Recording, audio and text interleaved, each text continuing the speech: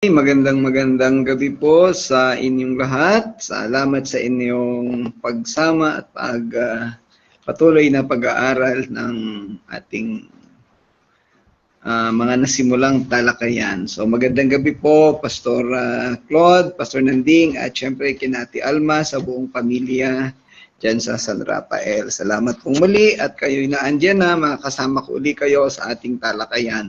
So sa gabi nga pong ito, ating tatapusin ang kabanatang 47.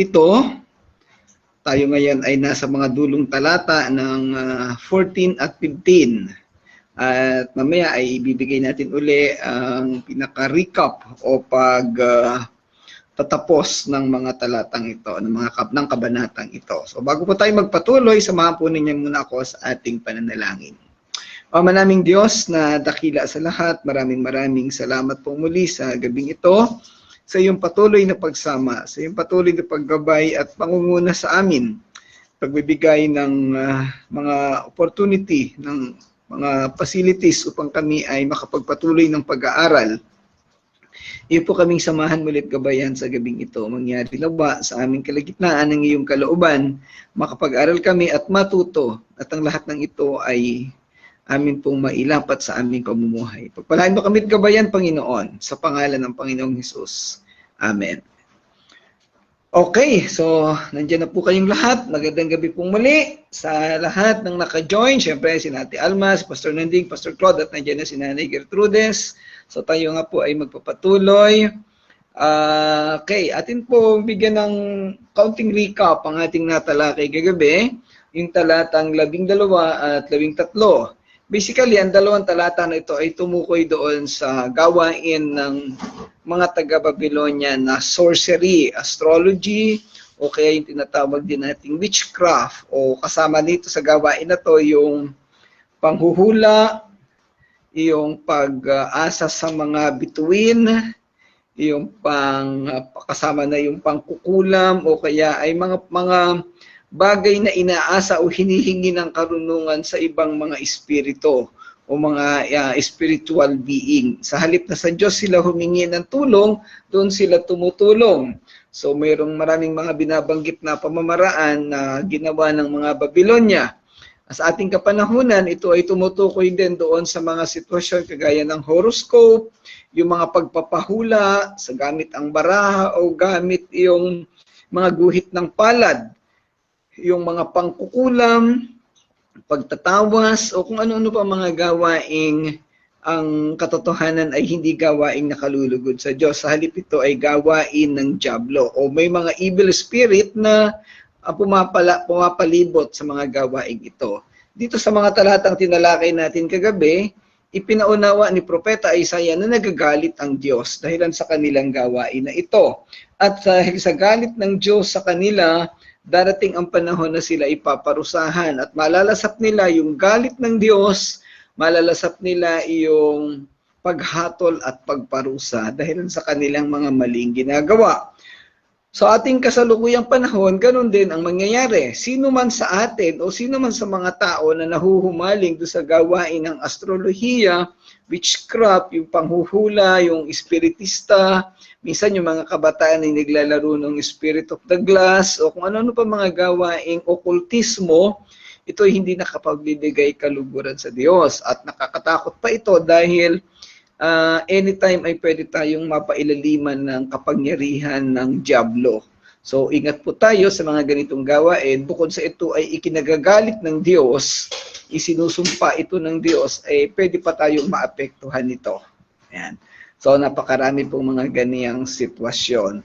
Okay, so yung mga ganung tema ng talakayan ay ipapatuloy natin sa gabing ito sa talatang 14 at 15. And sabi sa verse 14, sila'y parang dayaming masusunog kahit ang sarili nila'y hindi maililigtas sa init ng apoy, sapagkat ito'y hindi karaniwang init na pampaalis ng ginaw. Ang talatang ito ay tumutukoy pa rin sa mga gawaing okultismo o witchcraft ng Babylonia na tinalakay ng simula pa doon sa talatang 11 at hanggang sa 13 kagabi. At ngayon nga sa pagtatapos ng talatang ito, ay ito pa rin ang ating tinatalakay.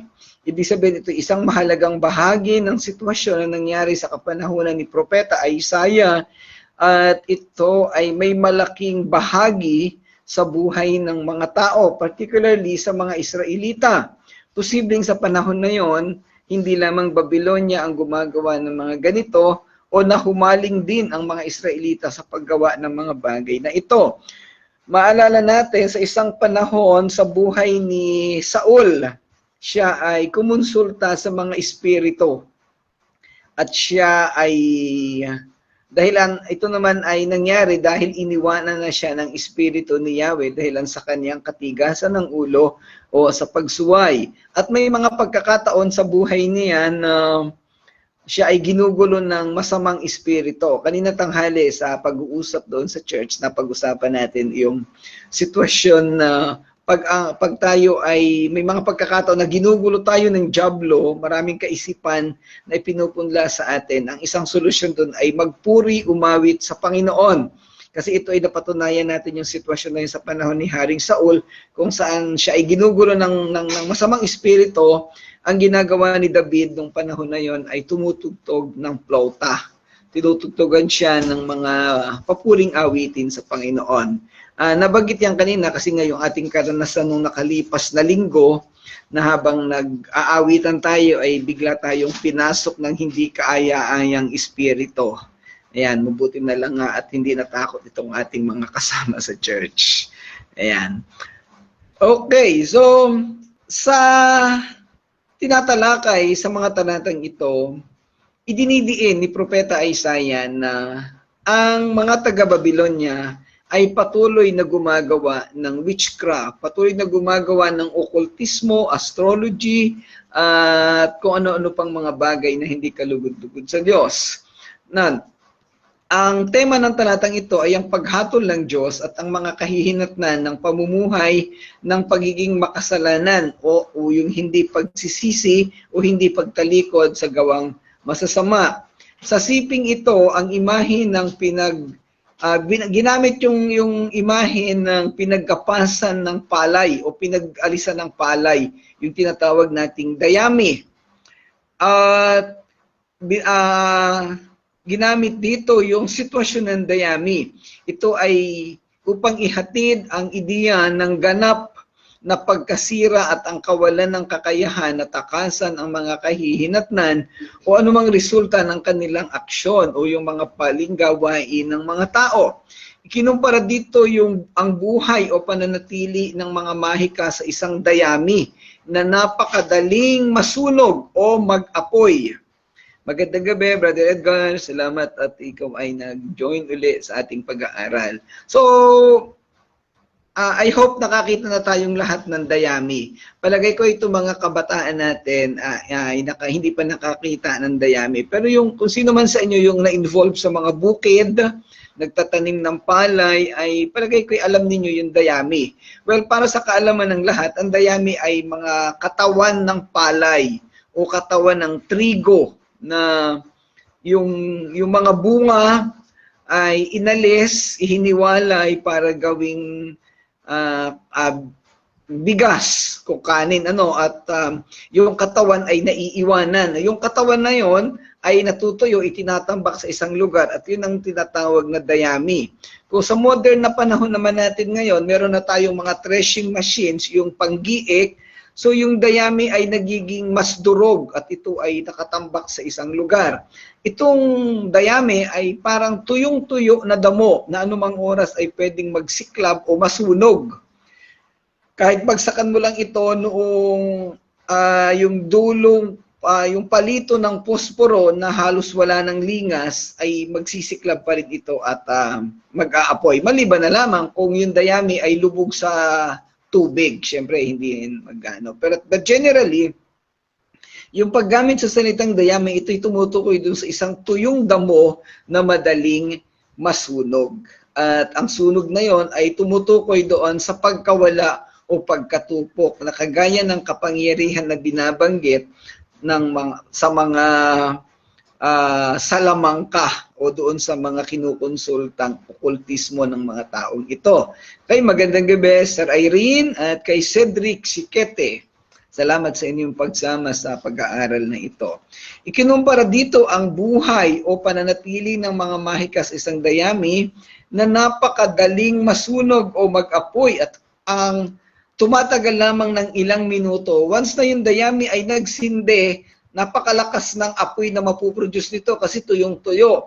Pero minuto lamang at tapos na yung apoy, sunog na, walang matitira dun kung hindi yung abo o yung kulay itim o medyo gray na pinagsunugan at wala nang silbi.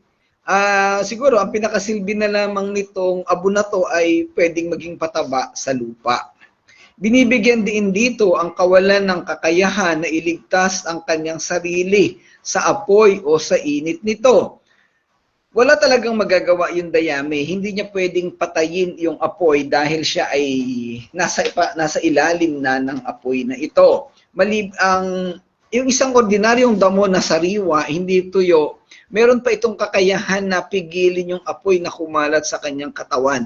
Kasi pag sariwa yan, meron yan tubig, may tubig yan sa katawan niya, so hindi siya masusunog. Pero itong dayami, wala na siyang kakayahan dahil siya ay tuyong-tuyo. At paboritong puntahan ng apoy, yung mga lugar na tuyo na madaling masunog. Binanggit din dito na dahil ang init nito ay hindi karaniwang init, no? Sa practical na sitwasyon na sa ating kapanahunan ngayon, ay dayami ay walang kakayahan na pigilan ang kanyang pagkasunog o anumang init na apoy. Ang totoo, hindi naman napakainit ng apoy na maaaring sumunog o tumupok sa dayami. Kahit kaunting init lamang o kaunting apoy ay siguradong tutupukin ito. Ako ay dahil lumaki sa bukid, nagkaroon ako ng personal na witness o pagkakilala sa mga dayami. Kasi nagtatanim kami ng palay at minsan yung dayami na hindi pa masyadong tuyo, kinukuha namin yun at ipinapakain sa mga baka at sa kalabaw. Kaya nakita ko kung pamilyar ako sa itsura ng dayami at alam ko na ito'y napakadaling masunog. Ang apoy sa talatang ito ay nagpapakita ng kapangyarihan na hindi kayang pigilin nitong mga mahika na ito. Kasi sinasabi ng mga tao na mayroong kapangyarihan itong mahika o magic o yung astrology. Kaya silang tulungan, kaya silang bigyan ng karunungan. Pero itong simpleng pagkasunog ay hindi niya kayang pigilan. So ikinukumpara dito or itinutulad yung kakayahan ng mahika, ng witchcraft doon sa kakayahan ng dayami. Kung gaanong kabilis na masunog ang dayami at matupok, ganon din kabilis na mawalan ng kapangyarihan itong mga witchcraft na ito or astrology. Sa harapan ng Panginoon, wala silang kakayahang manatili o magtagal dahil talagang sila'y tutupukin at sila ay tatalunin ng Panginoong, ng kapangyarihan ng Diyos. Now, may practical na tanong. Bakit yung kapitbahay namin nagpahula, nagpatawas, sinapian ng masamang espiritu, pero hindi mapagamot-gamot, hindi mapagaling-galing ng albularyo? Akala ko ba ay wala siyang kapangyarihan? Ang paliwanag po doon, kasi yung gumagamot sa kanya ay kakampi niya. Ang kapangyarihan ng albularyo ay galing sa demonyo, galing sa evil spirit ng diablo. Paano niyang papatayin o kakalabanin ng diretso yung kaniyang kapamilya o kakampi? Ang tanging makakatalo doon sa witchcraft, doon sa mga panghuhula, sa pagtatawas, doon sa mga sinasabing sinapian ng masamang espiritu ay ang kapangyarihan ng Diyos. At sa kapangyarihan ng Diyos, isang salita lang ng Diyos, walang magagawa ito. In fact, may mga binabanggit sa Bible na kahit tayong mga mananampalataya ay pwedeng magpalayas or pwede nating talunin ang mga kapangyarihan na iyan. Na-witness nating lahat nung Sunday. So ang dalawang bagay ang pwedeng makatalo o makapagpabagsak sa ganiyang mga kapangyarihan ng diablo. Una, yung panalangin. Mataimtim, buong pusong ipanalangin ang mga tao o manalangin sa kalalagayan ng kapaligiran at ng sitwasyon. At ang diablo ay takot na takot sa panalangin ng puso. Ngayon, ang pangalawa, yung pag-awit ng mga worship song. Kaya nga natutuwa rin ako sa music team dahil nung nangyari yung ganung bagay, hindi sila huminto. Alam ko, sabi nga nila kanina, sila'y nagulat. May nagsabi na natakot pa daw. Dahil kasi ang sitwasyon talaga para siyang nanginginig na hindi mo maintindihan eh. So buti na lang at nagpatuloy sa pag-awit itong ating mga kasama. Yun po ang isang solusyon kasi ang dyablo ay takot sa pag-awit ng papuri sa Panginoon. So binabanggit dito sa talakayang ito, yung nangyari na yun ay somehow related sa witchcraft, so sorcery, dahil yun ay mga punla ng dyablo. Pero syempre, hindi natin po ibinabagsak o hinuhusgahan yung taong gumawa. Dahil yung taong gumawa ay hindi niya ito nauunawaan. Ito'y itinuro sa kanya o natutunan niya doon sa lugar, sa simbahan na kanyang pinanggalingan. At dahil ito ay ginagawa doon ng ordinaryo lang, akala niya ay totoo. Kaya nung kausapin nga natin ay ipinagtatanggol pa niya at sinasabi niya na yun ay galing sa Diyos. Ay hindi rin naman ako masyadong nakipagtalo kasi mahirap, hindi naman yan nakikipagdebate. Ang tanging solusyon lang doon ay maipaunawa sa kanya yung laman ng Biblia. Ganon din dito sa sitwasyon ng Babylonia. Ang tanging solusyon para sila ay lumayo doon sa kapangyarihan ng witchcraft ay makilala nila ang Diyos. Malaman kung anong kapangyarihan mayroon ang Diyos. At siguradong masosolve ang problema. Yung paggamit ng apoy bilang simbolo ng paghatol ay isang karaniwang sitwasyon sa buong Biblia. Yung pagkukumpara doon sa pagkasunog ng dayami, ito'y sumisimbolo o kumakatawan sa paghatol ng Diyos na hindi maiiwasan o mapapagaan sa anumang paraan. Pag ang Diyos ang humatol sa taong makasalanan, wala tayong magagawa. Hindi natin ito mapipigilan. Ang tanging makakapigil lamang o makakapagpagaan dito ay ang pananampalataya sa Panginoong Hesus. Yun nga, ang paggamit ng apoy bilang simbolo ng paghatol ay isang pangkaraniwang sitwasyon sa buong Biblia na kumakatawan rin sa pagdadalisay at pagwasak ng mga kapangyarihang o galit ng Diyos sa mga makakasalanan. Ang paghatol ng Diyos sa mga taong sumusuway sa Kanya o gumagawa ng kasalanan ay hindi kayang pigilin o pahintuin ng sino man. Dahil pag ang Diyos ay nagalit, ay talagang galit siya. So yun nga binabanggit sa Roma chapter 1, ang sabi doon ay bumabagsak buhat sa itaas ang puot ng Diyos dahilan sa pagpapatuloy ng tao sa paggawa ng kamalian. Ayan. So sa ating buhay bilang mananampalataya, wag na nating intayin na ipadama ng Diyos sa atin ang galit. Sa halip dapat ang ating pangarapin, ang ating hingin ay ipadama sa atin ang kaniyang pagpapala, ang kaniyang pag-ibig. Kaya napaka-importante na maunawaan natin kung ano yung tunay na kahulugan ng Ebanghelyo ng kaligtasan. Yung na tunay na pagsunod at pagbibigay ng karangalan sa Diyos. Sa sitwasyon ng mga taga-Babylonia, hindi sila nagkaroon ng anumang uri ng pagsamba o pagpaparangal sa tunay na Diyos. Halip ang pinarangalan nila ay yung mga Diyos-Diyosan, mga rebulto, mga imahe. At pangalawa itong mga gawaing okultismo o yung sorcery o yung witchcraft. Kaya talagang galit na galit sa kanila ang Diyos. Binibigyan din ng talata ang kawalan ng kakayahan at kawalan ng kapangyarihan ng mga taong makakatanggap ng paghatol sa Diyos. Kung paano yung dayami walang nagawa sa naging pagkasunog niya, yung kung ang isang tao'y hahatulan ng Diyos, wala din siyang magagawa. Ang imahe ng kawalan ng matatanggap na ginhawa sa gitna ng apoy ay napapahiwatig ng sitwasyon ng kawalan ng pag-asa sa panahon ng kahatulan o kaparusahan. Pagka nakarating ka na dun sa kaparusahan, wala ka nang magagawa. Hindi mo na kayang isalba ang sarili mo o walang sino mang tao o nilalang na makakapagligtas sa iyo. Hindi po totoo yung mga napapanood natin sa pelikula na naililigtas sila ng ibang tao. Baka nakapanood kayo ng mga pelikulang tumutukoy sa end times o sa huling panahon na yung mga naiwan sa rapture ay iniligtas ang sarili nila. So hindi po yun totoo biblically. Dahil pag isang tao ay naiwan sa rapture, pagka siya'y napasama sa tribulation, automatic ay sa impyerno na siya pupunta. Yung baka may nadidinig kayong mga pagtuturo na mayroong maliligtas doon sa panahon ng tribulation. Hindi po yun mga hintil, hindi tayo yon. Ang maliligtas doon ay ang mga Israelita. Binabanggit, I think, sa chapter 9 data yung 144,000. So yun po yung sinasabing maliligtas. At dito sa Isaiah, tinalakay natin yan doon sa, ang tawag sa kanila ay the remnants of Israel. So, kailangan nating maunawaan ng mga bagay na yan. Kung meron po kayong mga katanungan, kung nalilito pa kayo sa bagay na yan, pwede po natin yung pag-usapan sa chat group. Okay, so ano man ang gawing pagsisikap ng taong hinatulan ng Diyos, wala na siyang magagawa. Even itong sorcery, itong kapangyarihan na inaasahan niya, wala itong magagawa. Yung kanyang mahika, mga napapanood natin sa pelikula, isang kumpas lang nung may magic ay nailigtas na siya.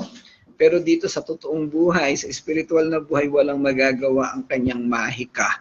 Dahil higit na makapangyarihan ang Diyos sa lahat ng bagay.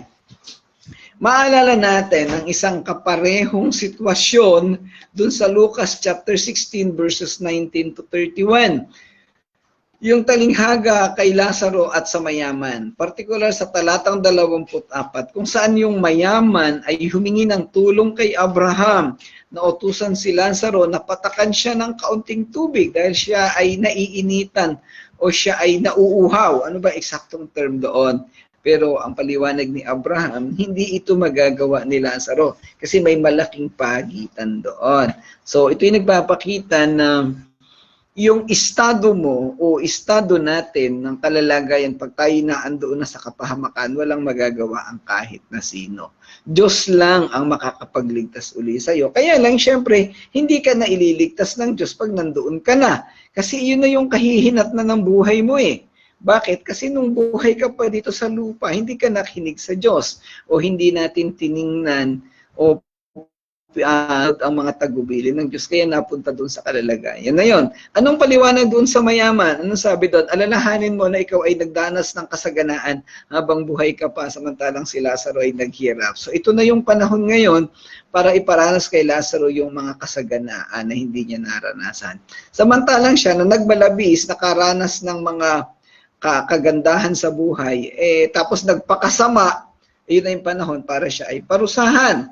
Kaya mga kapatid, yung mga nagpapakasasa sa pagiging sakim sa pera, ano ba yun? Hindi naman po kumuhusga. Sakyan natin ng konti yung na balita, yung mga kontraktor, yung mga kurakot ng gobyerno at na kung sino-sino pa, para silang yung mayaman sa kasaysayan na ito, para silang yung Babylonia, na sila'y nagpapakasasa sa kapanahunan na ito. Pero nagsimula na yung maraming investigasyon at pagkundina ng tao sa kanila. Darating na ang panahon ng kanilang pagbagsak dahil nabisto na ang mga maling ginagawa nila. Ganon din dito. Yung mayaman, natapos na yung buhay niya ng kaganahan, naghihirap siya. Yung Babylonia, malapit na siyang hatulan ng Diyos dito sa ating talatang pinag-uusapan. So, yan po.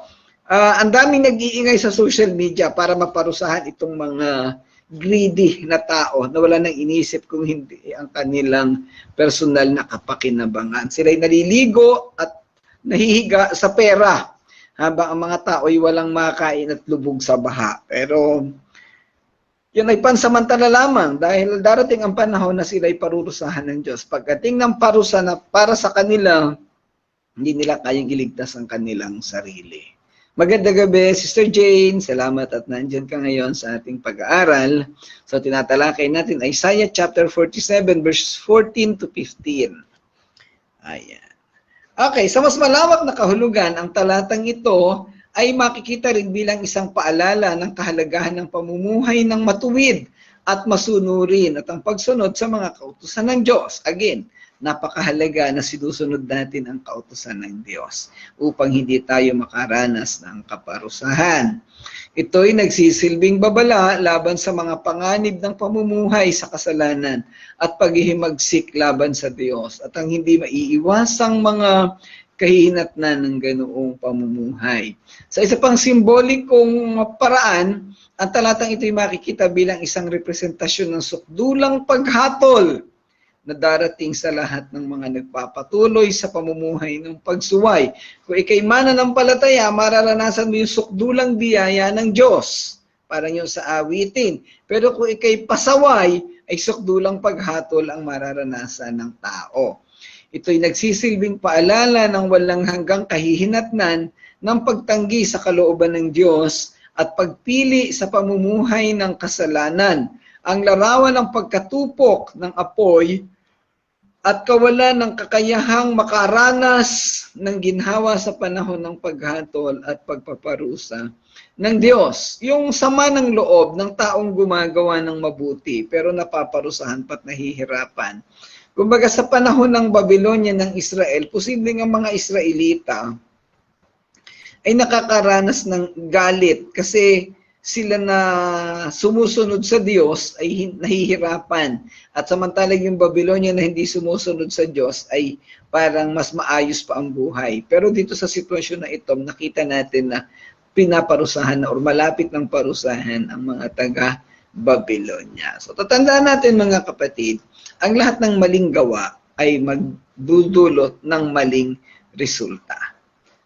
At lahat ng tamang gawain ay magdudulot din ng tama, maganda at mapayapang resulta. So, ano po ang gusto niyong piliin? Ay, kung ako, ang pipiliin ko, doon ako sa tama para siguradong tama ang magiging resulta nito sa akin. Pero meron pong karapatan ng bawat isa na pumili ng kaniyang gusto. Ayan. Kung ano pong mapili ninyo, ay di siguro pwede nyo pong i-share sa amin para maunawaan din namin bakit mo kaya pinili yung gano'n. Okay, so punta po tayo sa talatang 15. Ang sabi dito, walang maitutulong sa iyo ang mga astrologo na hinihingan mo ng payo sa buong buhay mo. Sapagkat ikaw ay iiwanan nila walang matitira upang iligtas ka. Sa pagwawakas ng kabanatang ito, binabanggit sa talatang 15, ni Propeta Isaiah ang mga kahihinatnan ng mga maling pamamaraan ng pagsamba at paghanap ng pag-asa ng mga taga-Babylonia. Yung kanilang hinahanap na pag-asa ay nasa maling pag-asa. Hindi pag-asa kung hindi kabiguan. Ipinayag ng propeta na ang mga taong ito na gumagawa ng astrolohiya, mahika at iba pang bagay na katulad nito, sa huli ay tatalikuran ng mga taga-Babylonia at hahanapin ang kanilang sariling kaligtasan. Alam mo yung sitwasyon na sama-sama kayong gumawa ng mali, pero pag nahuli na kayo, kanya-kanyang takas na, kanya-kanyang protekta. Parang yung nangyayari sa mga balita ngayon, yung mga nabibisto ay kanya-kanyang paliwanag sa sarili nila. At marami nga akong nakikita nakapost sa Facebook, yung mga kaibigan ko at kakilalang pastor na membro nung isang grupo na yon, wala nang ginawa kundi mag-post ng mga magagandang bagay tungkol doon sa taong involved sa corruption. Sabi ko nga, kahit hindi ka mag-post, alam ng tao yan at alam ng Diyos kung ano ang totoo. Kung meron silang ginagawang mali, mas makabubuting aminin na lang. Kasi baka ito'y paraan ng Diyos para itama sila. Kasi ayon sa kasaysayan, itong pamilya na ito, hindi ko na po babanggitin ang pangalan. I-check nyo na lang ako. Gusto nyo malaman kung sino yon. Itong pamilya na ito ay sa mahabang panahon nung na-involve sa politika ay napakarami din ginawang mali at kalokohan. Bigyan ko kayo ng tip. Ang sabi ng isang doktor, kaya ganoon ang uri ng puso niya ngayon ay dahilan sa kanyang mga maling ginawa. Meron po doong isang tao na ang puso ay pusong bakal. Yan, di baterya. Okay. Ang talatang ito ay nagsisilbing paalala na gaano man kalakas o kasagana ang isang bansa, hindi maiiwasan ng pagbagsak nito kung hindi ito naaayon sa kalooban ng Diyos. Tatandaan natin, anumang ginagawang mali ay hanggang sa kasalukuyang panahon lang. Hindi natin madadala ito sa buhay na walang hanggan. Dahil pag alis natin dito sa lupa, akit tayo sa langit na walang saplot, walang anumang dala. Sabi nga sa Job, di ba? Ako'y nanggaling sa alabok, ako'y babalik din sa alabok. At yun ang mangyayari, at yun ang katotohanan. At nakakalungkot na ang iba ay nagpapakasasa sa kamalian. Itinatampok ng talatang ito ang panandaliang katangian ng makamundong tagumpay at kapangyarihan. Panandalian lamang. Maaring mag-enjoy ka sa buhay na to, pero darating ang panahon na mababaliwala iyan dahil itatapon mong lahat yan, iiwanan mong lahat dahil hindi mo madadala sa kalangitan. O kung saan man. Sa impyerno, hindi mo rin yan madadala. Ang Babylonia na dating isang mahusay at maimpluwensyang imperyo ay malapit ng iwan ng mga taong dating umasa dito para sa kayamanan at seguridad. Noong panahong namamayagpag ang Babylonia, ang kapangyarihan, ay maraming kumakampi sa kanila, maraming humihingi ng tulong at maraming pumupuri sa kanila.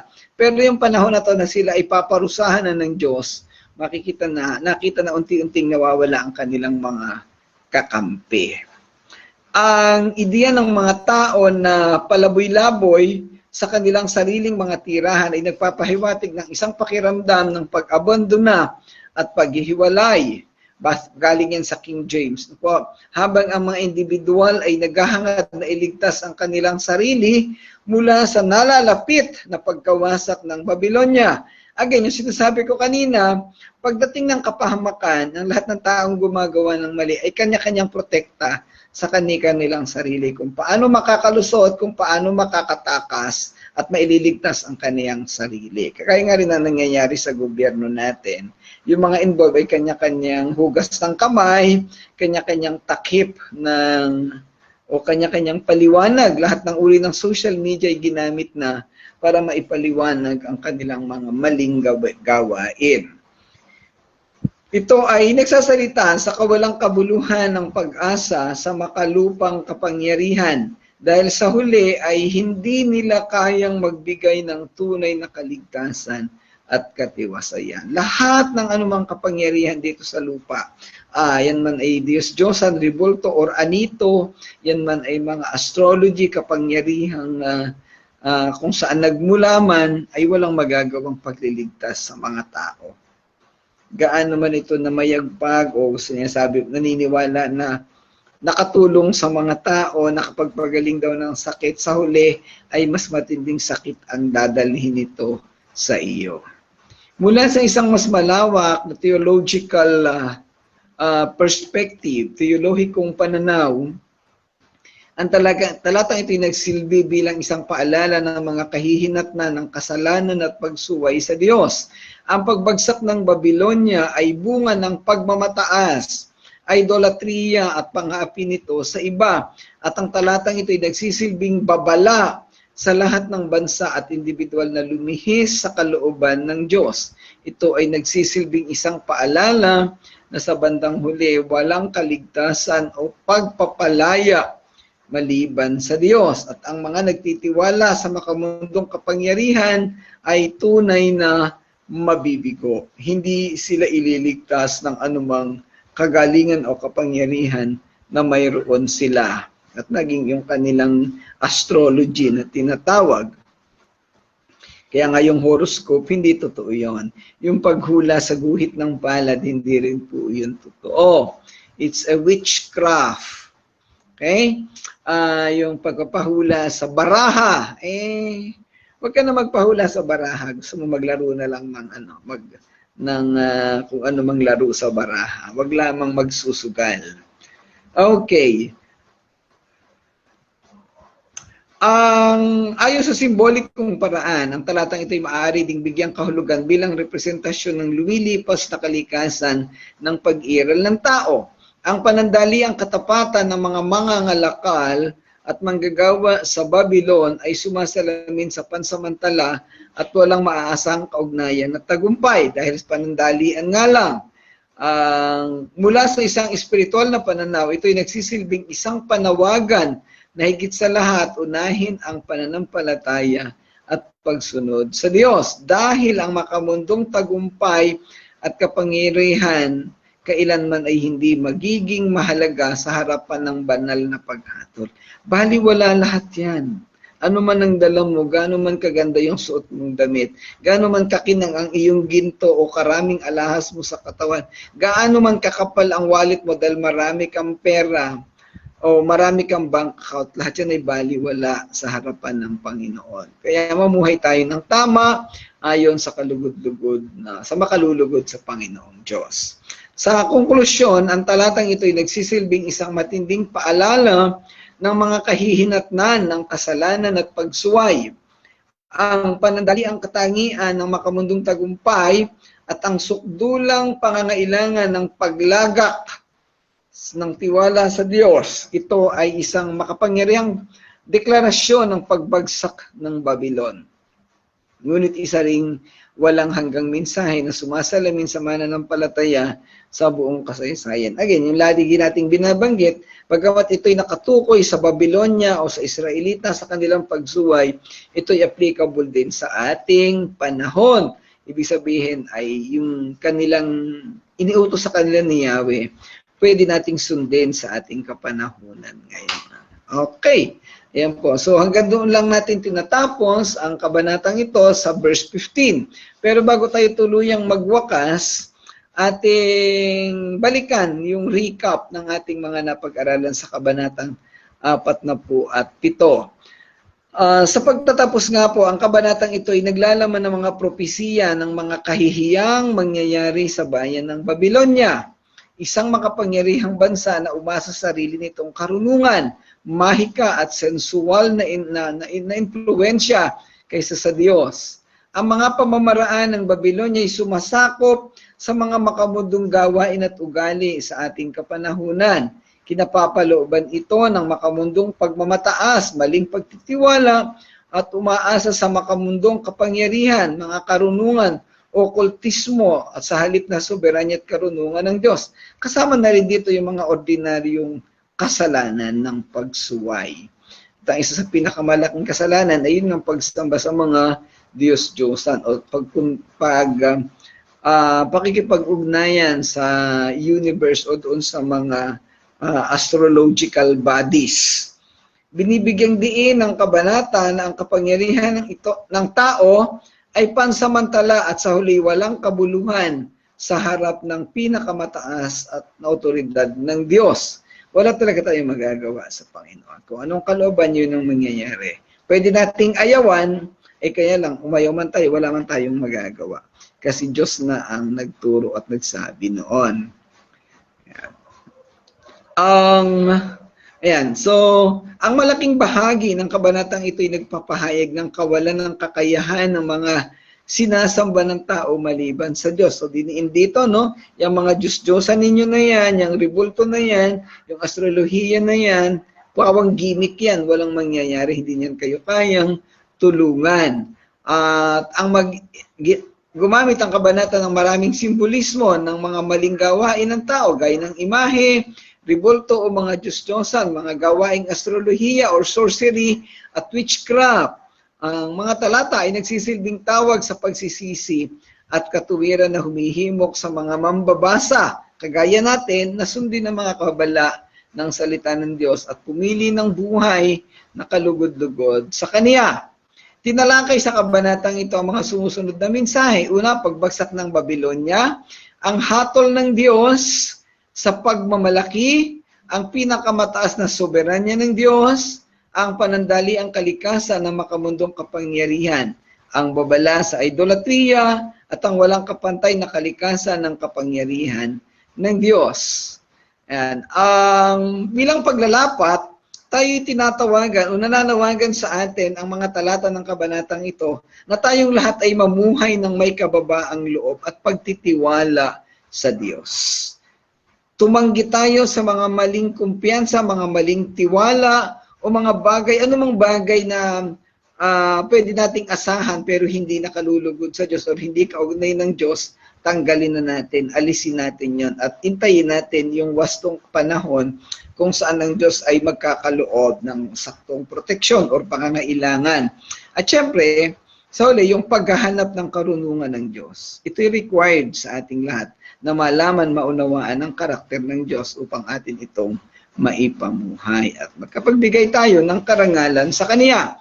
So okay, so yan po ang ating kabuuan ng Kabanatang 47. Kung mayroon pa po kayong mga karagdagang tanong o mga conflict, mga sitwasyon na hindi pa naunawaan, ay wag po mahihiyang magtanong, mag-chat lang po tayo. Ano po? Yan. So bukas ay sisimulan natin ang Kabanatang 48. By the way, bago tayo tuluyang magwakas, ay kaninang tanghali na pag-usapan ang ating daily devotion ay mababawasan uli ng isang araw. Pero daily pa rin ang gawain natin. So yun pong araw ng linggo, kagaya ngayon, sa darating na linggo, hindi na po ito magiging, daily devotion pa rin siya actually, pero hindi po tayo tatalakay ng particular na talata. Salip ang ating tatalakayin ay summary, reflection, mga questions and answer, ideas, na magmumula doon sa tinalakay mula Lunes, Martes, hanggang Sabado. So yung tinalakay natin ng Lunes, Martes, Huwebes, Biyernes at Sabado, 5 araw, bibigyan natin ito ng reflection or application sa buhay natin pag-araw ng linggo. Para tayo magkakwentuhan, magkita-kita kasi nangyayari sa buong linggo o buong buwan man, yung nagsasalita lang ang nakikita madaya kayo kaya nakikita nyo ako, nakikita nyo kami ni Pastor Claude, tapos kayo hindi namin kayo nakikita. Baka natutulog na kayo kaya yan. So ang gagawin natin sa Sunday, yung reflection time, probably 6 or 7 p.m. mas maaga ng konti kasi medyo mahabang talakayan. So open cam, no? Magkakaroon ng parang siguro video call ang gagamitin natin. So isasama natin si Pastor Nanding, si Brother Edgar, si Nanay Gertrudes, o kung sino pa yung willing na sumama sa ating talakayan para tayo ay magkatalakayan. Kung mayroong mga katanungan, maa-address, makakapagbigay ng idea ang bawat isa. So yun po ang ating bagong development sa ating daily devotion. Okay, so salamat po muli sa inyong lahat at kung ano man ang katanungan pa o karagdagan sa mga bagay na ito ay pwede po natin pag-usapan at talakayin. Sige mga kapatid, sa pagtatapos po natin, samahan niyo ako sa pagwawakas na panalangin. Ama naming Diyos na dakila sa lahat, salamat po muli sa gabing ito, samahan sa iyo pong pagsama at paggabay, pagbibigay ng karunungan sa bawat isa sa amin, upang mapag-aralan namin at maunawaan ang mga aralin na ito. Patuloy mo kaming samahan, patuloy mo kaming gabayan at pangunahan, Ama. Pinapaubayan namin sa iyo ang buong buhay namin, ikaw na po ang patuloy na gumabay at manguna, at patuloy na magpala sa aming bayan, sa mga bagay na aming nararanasan sa kasalukuyan. Ang mga pangangailangan ng bawat kapatid, lalo na mga nakakasama namin sa talakayan na ito, ikaw po ang magkakaloob, Ama, sa lahat ng ito. Salamat po, dakilang Diyos. Ito po ang aming panalangin sa pangalan ng Panginoong Hesus. Amen. Amen. Okay, maraming salamat ulit mga kapatid sa inyong pagsama, sa pakikipag-aral po sa amin. Kita-kita po tayo bukas sa pagsisimula ng chapter 48. Salamat po. God bless everyone. To God be the glory.